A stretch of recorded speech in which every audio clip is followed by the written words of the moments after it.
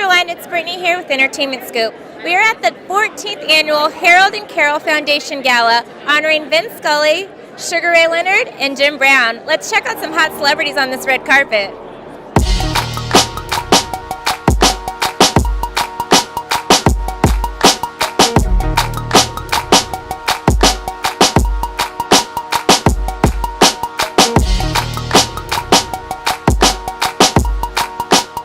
This is the 14th annual. Is it your first time here? It is my first time, yeah. It's and I've heard so much about it. I have too. A lot of amazing celebrities and stuff have been here. Are you looking forward to seeing anybody? I know legendary Sugar Ray Leonard is being honored tonight, as well as Vince Scully. Well, that's two pretty darn good names right there, right? You know, and then plus, you know, everybody else is going to be here. I've heard nothing but it's a who's who list of coming, and you know, it's a special invitation for me to be here for my first time, and looking forward to a great evening. What brings you out tonight? They're honoring Jim Brown. I know. You know what I mean? Are you kidding me? My next question is going to be Jim Brown, running back. He's, you know, phenomenal. He's done so many amazing things. You are probably in a couple years, once you're able to be on the ballot, are going to be in the Hall of Fame along with him. So what does that mean, you coming here, being able to honor him? Well, he's the godfather of the running back position.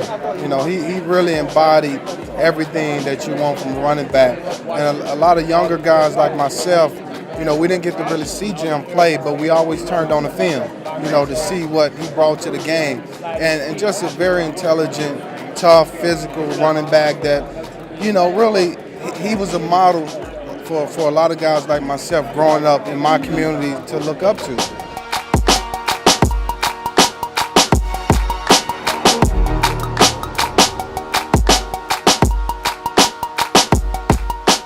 So my number one question for you is fitness. How do you stay looking like that? Because I'm trying to get there.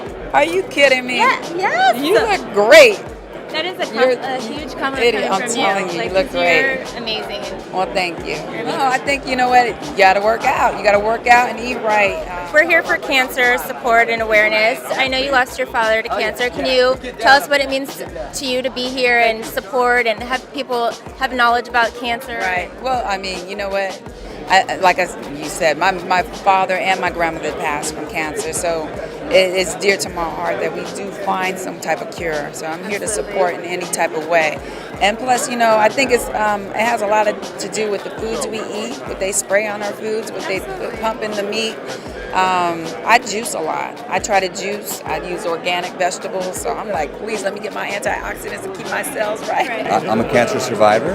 Wow. I'm in the fight game, and the biggest fight game for me, of course, is trying to contribute and help contribute toward raising funds for research and taking care of the people out there that aren't as lucky as I was. So what advice would you give somebody right now who either has cancer or maybe has a family member that's going through it?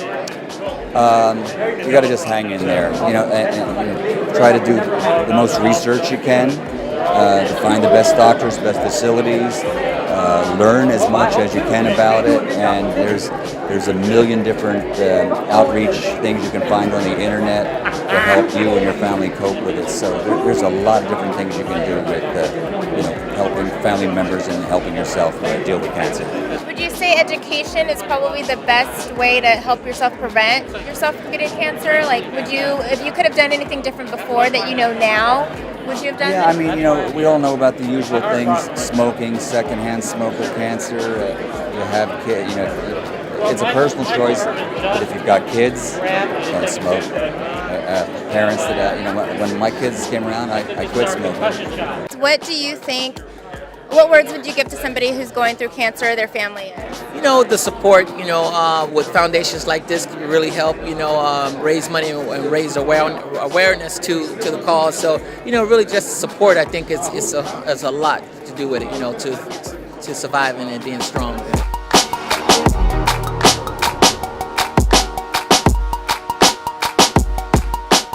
We haven't played football in a little bit. What's next? What are we doing? Are we still working out every day? Are we looking for a team? I'm working at Fox this fall, so I'm excited. I'm done with football, which I couldn't be happier about. I put in enough time, enough years, and now I'm ready for the next step, next chapter of my life. So I'll be at Fox doing college football, which I'm really excited about, and being a full-time dad. Now I'm not traveling, which is nice. So Okay, what's harder, football, broadcasting, or being a dad?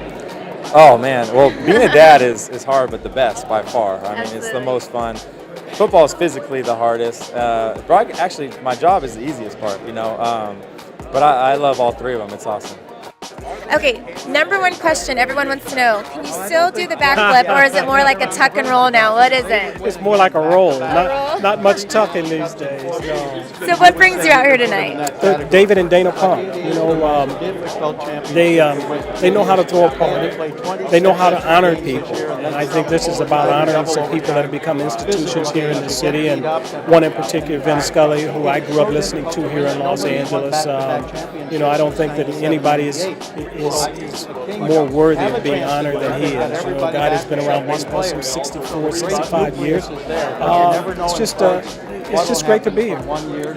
And again, we also are here to raise money for cancer awareness and research. What do you think that means, or what does that mean to you in this community? I think for everybody here in this room, we all have been touched by this dreaded disease at some point in time, be it friends, family, or whatever. I was just, before I came down, I was just watching the story about Jim Kelly, and very, very sad and stuff. So we've all been touched. As professional athletes, one of our challenges is being able to take our celebrity and turn it into something positive, bringing awareness to certain causes and things. And cancer certainly is one of those causes that I think everybody that's here tonight, lend their name and their celebrity to.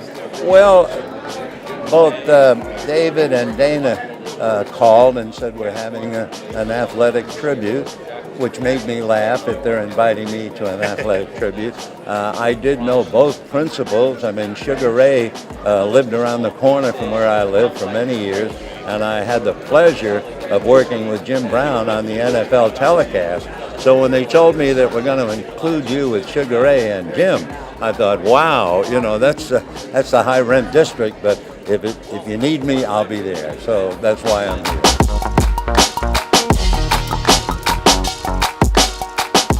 I come out to see Sugar Leonard, and I'm happy to be a part of it. I know that's how you got your name. You named yourself after Sugar Ray Leonard. Is that correct?